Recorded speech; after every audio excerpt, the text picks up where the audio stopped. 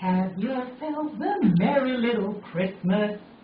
Let your hearts be light. From now on, your troubles will be far away. Oh my, those are the first 3 lines of my CD. I beg, make una buy my CD where you see abo. I cannot sing to save my life. I hope you're not taking me too seriously this morning. Good morning, Lagos. It is great to be here. We're 24 hours to the season of celebration, the season of love and joy. And I hope you're taking it easy on the roads, rails and waterways. Last week we had Ajoke Akinola. Big ups for her of Pleasant J Events. She took us through event safety. Once again, my name is Fayo Williams, and today we're going on to something very, very, very interesting. We have with us the boss of all bosses on the road traffic arena. We have with us the man who wears the cap and the uniform, if you had seen me here right beside me, of the Sector Commander of Lagos State Commander Chidi Nkwonta. Please, sir, say hello to my people in the lingua franca too. Hello, listeners. The name is actually Nkwonta. Nkwonta. You know, maybe I tried to anglicize it. Please just so you urbanize it. I urbanize it. Nkwonta. Okay. That's better. Great. And this morning we'll be sailing away, talking about traveling safety. You're traveling safely during the festive period. Traveling safely during the festive period. And honestly, Victor Oteri, big ups to the producer of this segment of mine. He had set the tone this morning, and they spoke a lot about journey management with my brother, my own brother from another mother, called Adenusi Patrick. He is my safety brother, and this morning they dissected that. But we'll be moving up to ask the Lagos Sector Commander himself, from his vantage position, can he tell us what are the roads like at this festive period? Well, I would say so far so good. Traffic has been very heavy on all the roads leading in and out of Lagos, but it's been moving. So far, there hasn't been any serious hold-ups per se. Traffic has been moving slowly, and fortunately too, we have not had many crashes. We've just had a few brushes here and there, but we had 2 serious crashes, 2 fatal crashes. Wow. And they happened the same day. That was 2 days ago. We had one on Lagos Ibadan, where 1 person lost his life. Then we had a terrible one around Ajah Lekki Road. Yes, that was a very terrible one. There were 9 persons that died, and I just heard that 1 person also has lost his life. There were 16 casualties in all in that crash. So apart from that, traffic has been seamless. You know, all the officers have been mobilized, and especially out of Lagos from Lagos Ibadan access. Yes. You know, where I actually saw what looked like a gridlock was in Shagamu, that's in Ogun State. You know, but the Lagos angle is free. It's free and it's under control. Yes. We're happy to hear that, but that brings us to the next question, because we've always had this issue whereby the bystanders, the onlookers, at the scene of an accident, they end up constituting a bit of a cog in the wheel. What is your experience as a sector commander in Lagos State about people's attitude at the scene of an emergency? Yeah, the scene of crash is usually, it's a chaotic situation really. If there's no person who knows what to do, who arrives to the scene, the first aider. Precisely, well, the first responders usually, there has to be somebody who has experience enough to know how to control the scene. Otherwise, usually when crashes occur, the scene is chaotic. Everybody's screaming, people are praying in different languages, and then in all kinds of religions, and really nobody wants to help. They just want to see how many people are dead, as if they're going to eat the dead bodies. That is it. And so people, and all that. And people are trapped under the vehicle, the vehicle is burning, and there's just confusion everywhere. That is what we see always at crash scenes. So but what the actual thing to do, the proper thing to do is if you come to a crossing, the first thing you have to do is first to park clearly off the road. Because your own safety is very important. Your safety should be paramount. We have seen crashes happening at crash scenes. Because people will leave the cars, people will leave the cars right in the middle of the road where they're rushing to try to rescue someone else, and then they cause the traffic situation too. So park clearly off the road, then control the scene of the crash by displaying warning signs so you can warn oncoming vehicles. Quite about 15 feet away. Precisely. If you have caution signs, you display the caution signs. If you don't have, you improvise. You can cut leaves and all that. The most important thing is to control the scene. Then make sure that bystanders who are screaming, who have nothing to offer, stand far away from the crash scene. Then you survey the scene of the crash. So there has to be a plan of rescue. You don't just go into rescue, so you don't complicate the issue. Once you survey, you know where to go in from. If the people are trapped, you know if you have to break a glass, or if you have to do something, you know, just so that you can bring out the persons who are trapped. Then you recruit willing hands right there at the center. Those people who are willing, but who don't know what to do. So you can control you them. That knows what to do. You are the one who takes charge of the scene. They direct. Hello, how many of you are ready to help me? Come over. It's okay. You come this way. Come this way. Help me lift the car this way. You stand there. Somebody must take charge of the scene.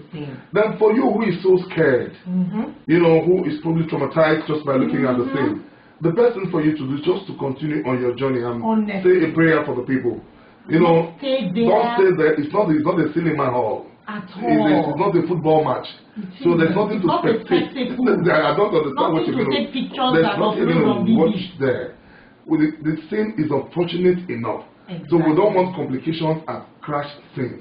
Thank you. So once you're able to have a plan and you're able to bring out the victims, you survey them, what we call triage. You sort them out in order of priorities. Okay.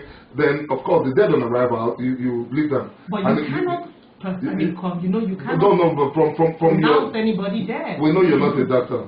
We know you're not a but based on what you can see.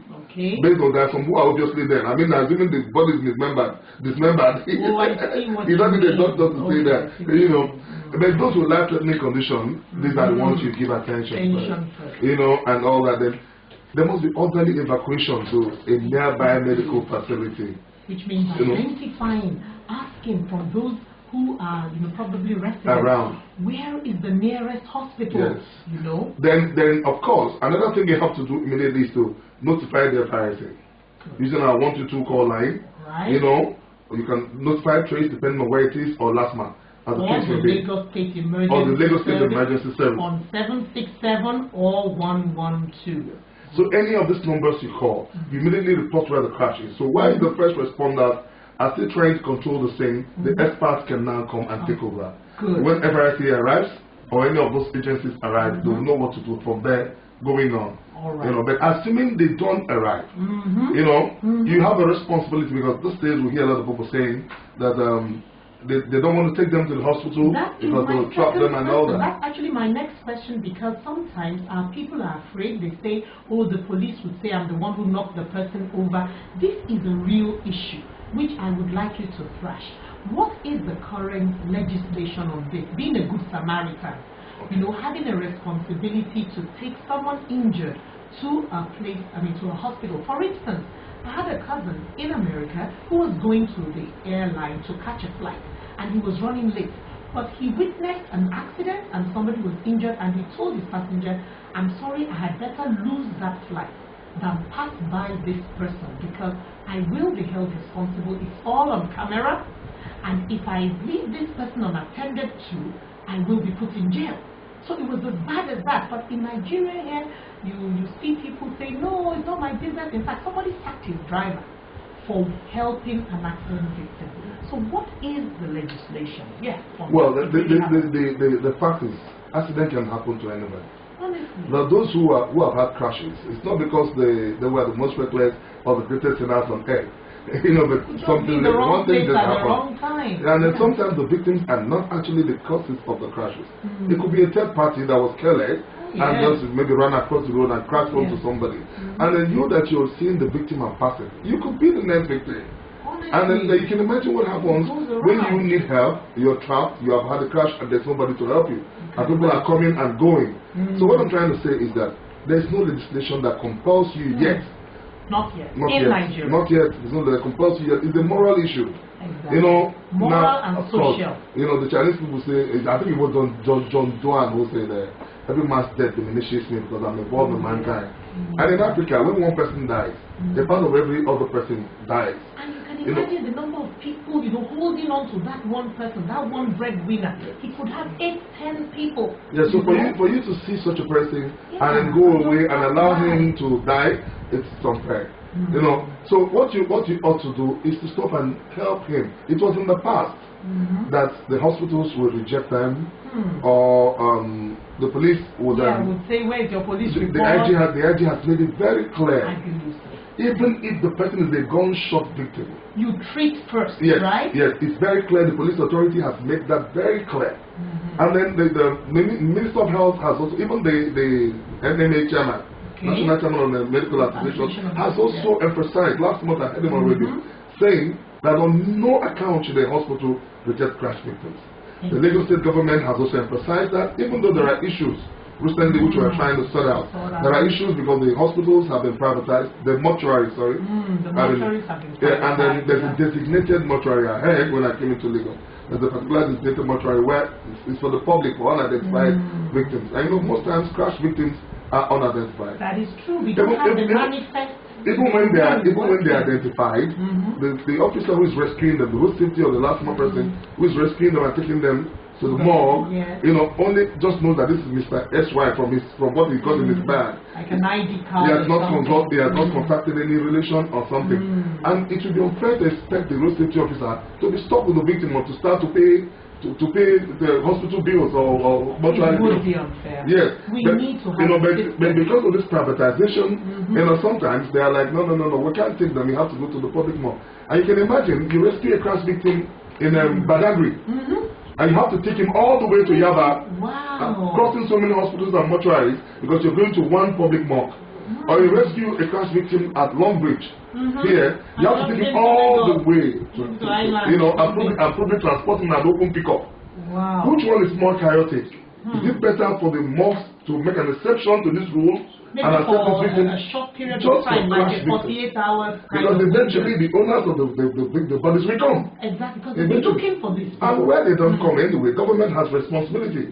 Where they don't come, government can afford to pay the privatized hospitals for these few persons, but there will be few at the end of the month. There will be few at the end of the month. So I think that is the only problem we have. Apart from that, everything is working on well. And the public needs to know that it's a moral responsibility, it's a spiritual responsibility to take crash victims, whether they are dead or alive, to the nearest medical facility. And the medical facilities have a responsibility, statutory responsibility, to accept this victim. To treat. And before I end, I need to let the public know that where they reject such victims, they should let FRSC know. There's a fine for that. It's 50,000 naira. Okay, we can make a report. Hospital rejection of crash victims. Hospital rejection of crash victims. It's a 50,000 naira penalty. All right.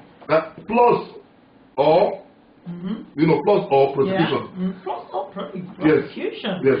We're getting somewhere. Yes. And so, listeners, we have been listening to the Sector Commander, Lagos State Federal Road Safety Commission, and he's been telling us all about handling an emergency, making sure the scene is safe, making sure you park off the road so that you don't constitute another cog in the wheel. And if you are traumatized at the scene, please just go on your own way, and it is not a spectacle for you to start, looking at or taking pictures of. I think we need to open the lines. What is your take? What has been your experience? Do you agree that you have a moral responsibility to assist crash victims? All right, the number to call is 0809 9120 777. We have a caller.